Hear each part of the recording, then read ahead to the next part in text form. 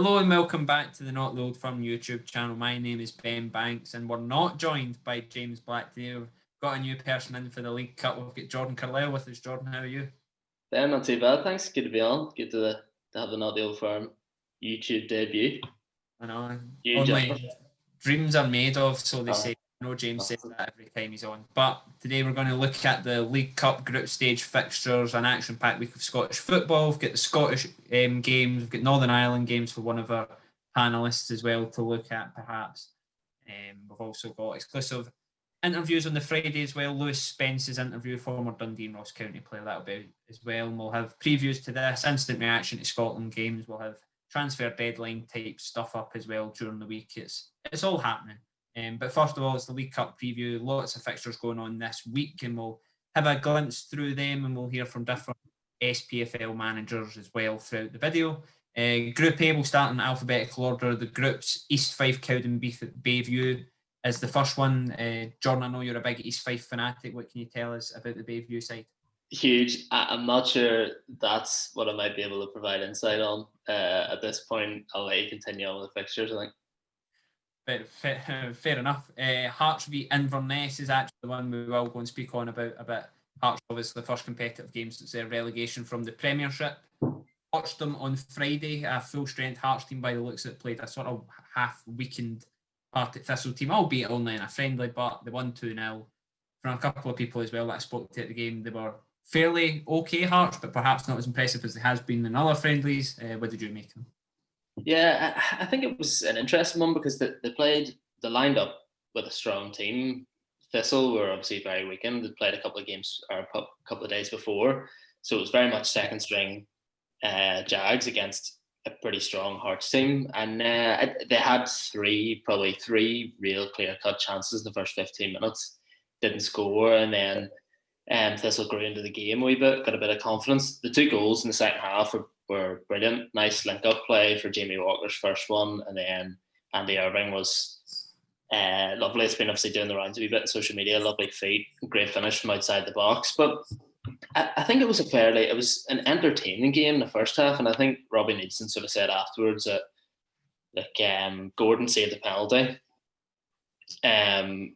Sort of maybe half an hour in, and they also Reece Breen, the Rangers loanee, had a header disallowed, back post header from a corner, which was really belatedly flagged for offside, which I don't think was offside.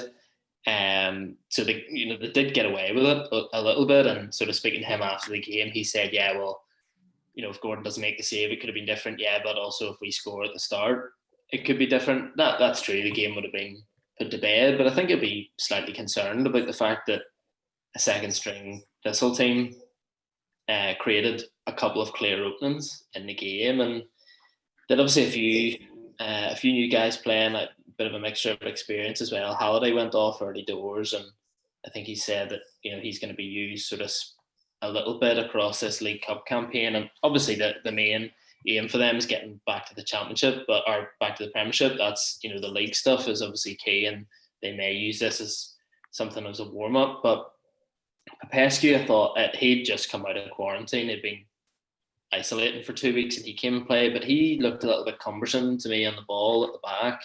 Halkett gave away a penalty. Naismith and Whiting's finishing was rusty. So when you look at their team on paper, they should have a comfortable season. They have a very, very good squad, and other teams have had to rebuild a lot from nothing. So I wasn't overly impressed by them, I must say. But again, they made loads of changes, 7 or 8 changes at half time, and they're only really gearing up for the season. So hard to tell at the minute, but it wasn't. I was expecting more from them, and probably a few more goals. I think with them, it's obviously the league, as you say, is the one they're going to be focused on. But it'll be a decent test for them. I mean, Inverness is a team that will probably, they were very good in the Championship last year and pushing towards the top. And it is the type of games they're going to have to grind out in the Championship and that they're going to have to win. So it'll be interesting to see. And it's always nice for Jambos fans when John Robertson comes back to Tynecastle as well. Group B, Hibs v Brora Rangers is on the Wednesday night, and Dundee v Forfar is on the Tuesday. Dundee is one team I'm actually quite looking forward to seeing this season because, their midfield could potentially be Sean Byrne, who is well accomplished at that level, decent Premiership level as well. Then obviously the two headline ones are Graham Dorrans and Charlie Adam in midfield, which is just utterly ridiculous for a championship team. So they'll be interesting to watch, and Hibs as well played Brora Rangers. It was a really good game for Brora, the Highland League champions, but playing against Hibs, even if Hibs massively rotate it, you would think that Hibs, the way they've been playing, I mean, the way they played on Friday, it was 3-2, but it really could have been 3 bordering on 6 or 7 if it weren't for the Hamilton goalie. So I think if Hibs kick into top form, even with 4 or 5 changes that have sort of been suggested that Jack Ross could make, it should be a fairly comfortable start for Hibs. I think any Premiership team that are playing in this round of fixtures are going to have a massive advantage. First of all, obviously they're a bigger club, bigger resources, but just the fact that they've been playing football and a lot of these other teams, it's very hard to come in straight from pre-season, which could be sort of a real mixture of ability of games. I know like Clyde are coming into it, say, as a team who I know were sort of finishing their pre-season preparations against a Rangers B team, which was sort of basically made up under 18s by the end of it. It's not really a preparation that to take on a Premiership side. Yeah, the Rangers are going to go there and be like, yeah, we'll have a go at this, but whether the fitness will last and yeah, it's an opportunity for Hibs obviously to rotate, and they've a strong squad and they've done well with the 2 strikers up front, but yeah, make changes and it's at this point again the league's a priority after the start of the season they've had, but it shouldn't really be an issue for them to take bodies out the firing line, mix things up, try a few things, and still get very comfortably through the next round. So yeah, as I said, for any of the Premiership teams, huge advantage for these early fixtures. I think the big thing for these ones is when you come into it in July, everybody's on an even playing field. Nobody's played any competitive games, whereas the Premiership teams have pretty much played a full card of games. And speaking to Stevie Crawford, who you'll hear a bit from later, he was saying that Dunfermline only started playing 11v11s again 2 weeks ago. So most of these teams are in the same boat. Some teams can't get into their stadiums still to train. So I think the lower league clubs are really disadvantaged, and perhaps more so than other years, whilst there'll still be shocks. I think you could perhaps see this as the year where, when the League Cup first came in, people wondered whether it would just be Premiership teams, Championship teams putting 3 and 4 past their League 1, League 2 opposition, so on and so forth. I think this year could be the year where you perhaps see that a wee bit, just with the disrupted preparation, the smaller squads that these lower teams have got. But looking at Group C, another sort of fairly fairy tale clash, if you will, for Kelty Hearts. They're playing St Johnstone, the Lowland League champions, and whilst Lowland League versus Premiership, there should only really be one winner. The way St Johnstone have been playing now, and the fact that they're pretty much going into it really not able to score a goal against a Kelty Hearts team who have got some SPFL talent. I mean, I think this is a potential banana skin for Callum Davidson's side. Yeah, I think that's the one that I was sort of looking through the fixtures beforehand, that like it's certainly an interesting one, and there might be a game to be had there. I think I've seen St Johnstone, covered St Johnstone once this year in that game against Motherwell, and they actually had plenty of chances without managing to score, but they were all really coming from set pieces and mistakes at the back from Motherwell. They looked very short in any sort of like creativity and something a bit different. It was all quite static and slow because Motherwell allowed them to have a lot of the ball. It'd be interesting to see what sort of approach Kelty Hearts take there at home, wouldn't it? Yeah, have you ever been to Kelty? Nah. That place is so small. I know there's no fans. It literally looks like an 11-a-side. But with the greatest respect to Kelty Hearts, they've got 4 wee stands on the side, and it looks like perhaps Sunday League type level stands and stuff. But it's a decent wee setup and stuff for the size of club there. Yeah. But Johnson going there as a Premiership club, it'll be a complete culture shock.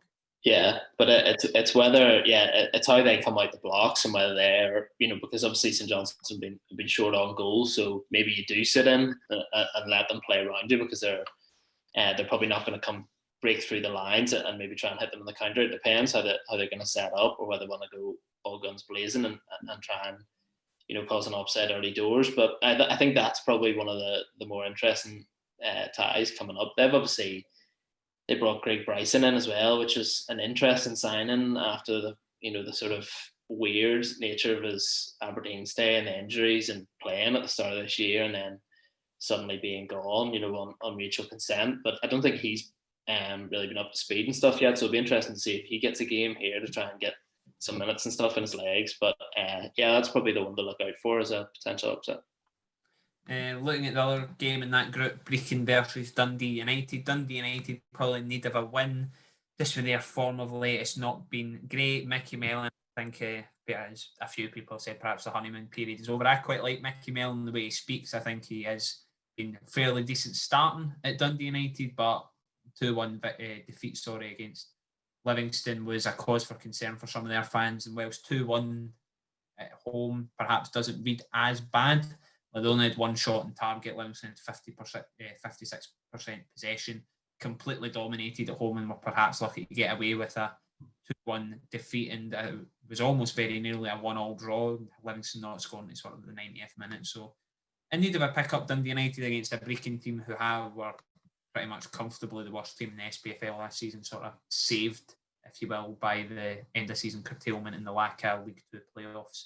And then I would say about Dundee United in terms of, I think they're a really interesting team coming up because, some people sort of predicting them to finish 5th or 6th, and other people predicting them to go down. Not really a huge amount in between.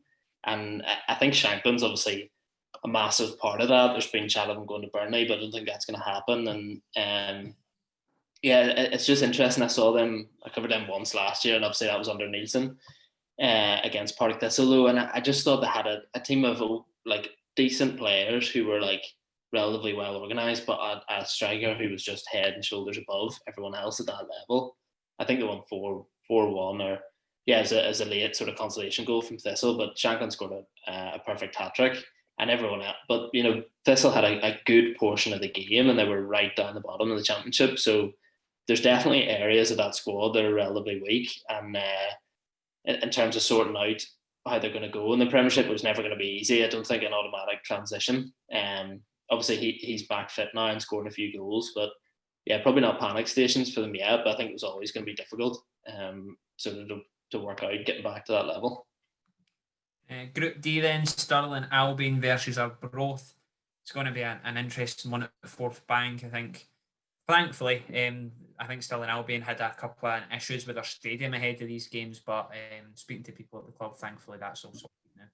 So they'll be able to continue as normal against Arbroath, and the other one in that group is Montrose versus Ross County. Ross County started the season fairly well, and they're in a pretty favourable group in the League Cup when you consider some of the groups the other teams have had. Like, even though Dundee United and St Johnstone have got Lowland League and technically the worst team in the SPFL, they've still got to face Premiership opposition in one another. Ross County, meanwhile, have got all pretty much all part-time teams. Montrose is probably the one in that group, along with Arbroath, that could cause them problems. But Stuart Kettlewell's men, perhaps with the start of the season, they've had looking for some progression in that one. And Group E is perhaps where the biggest talking point of this group stage so far lies.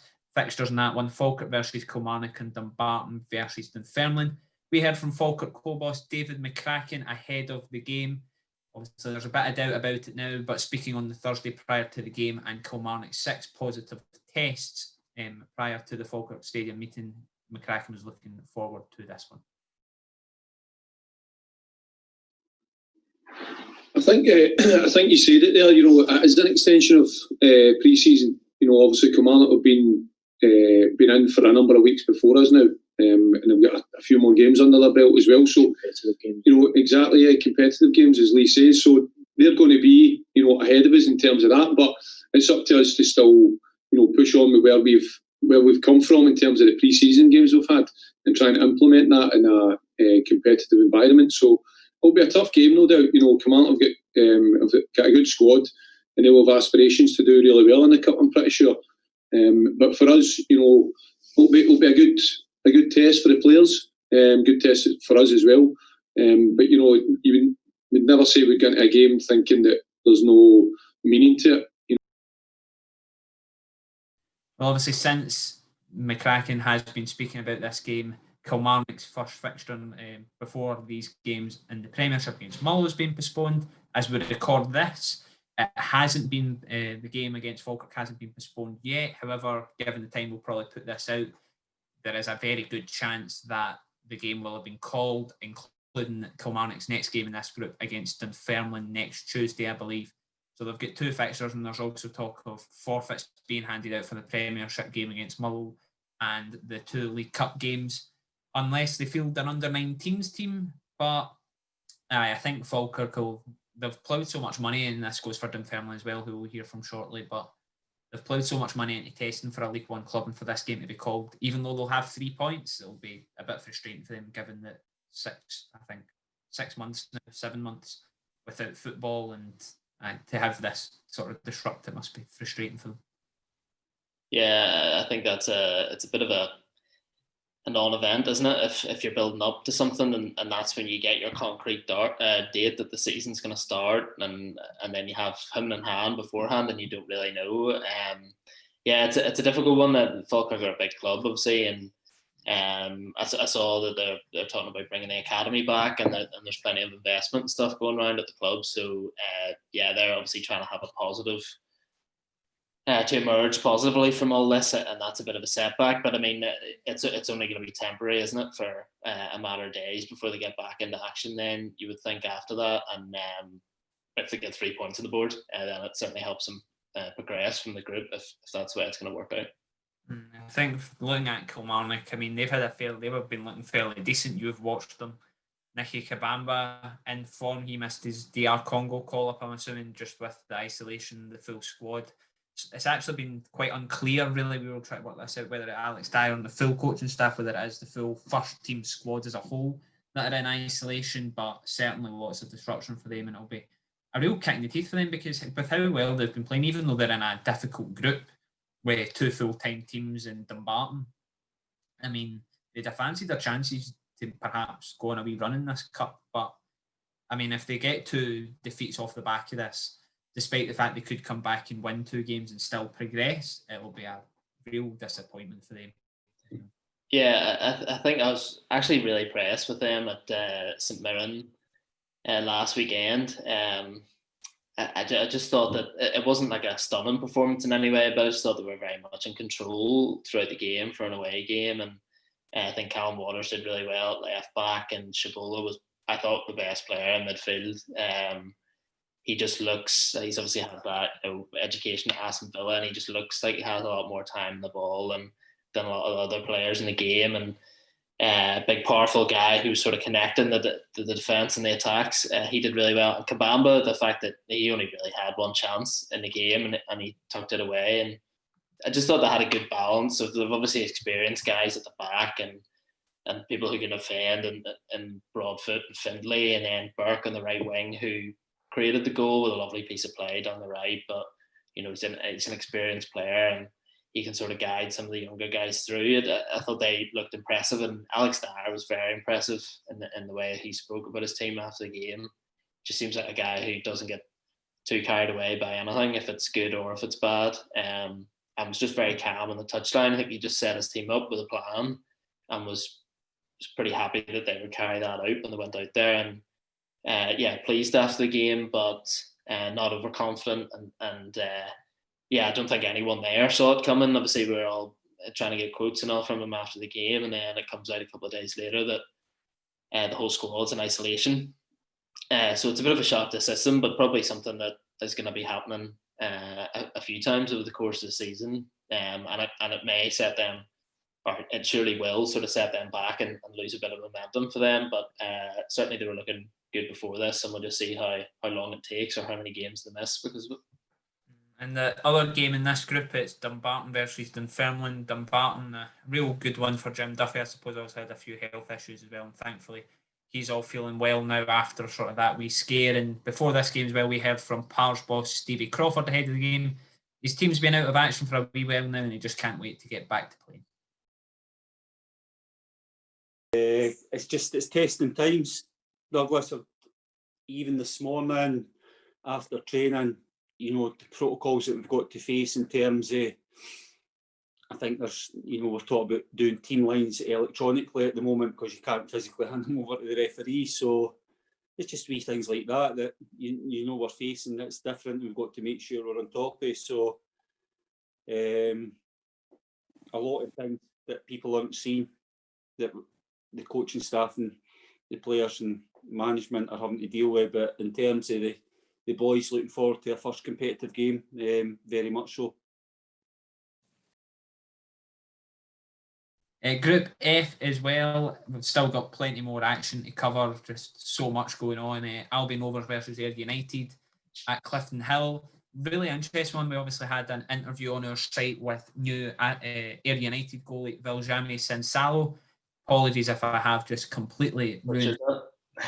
But we're speaking to him after the game. 18-year-old arrived on loan from Aston Villa, and I found the statement which they announced him really interesting. Apparently Aston Villa regard him as one of the most exciting teenage goalkeepers in Europe, and he's ended up at Ayr United in Somerset Park. So one to keep an eye on throughout this season, perhaps as he goes on in his career. Annan versus Hamilton, the Premiership side in that one.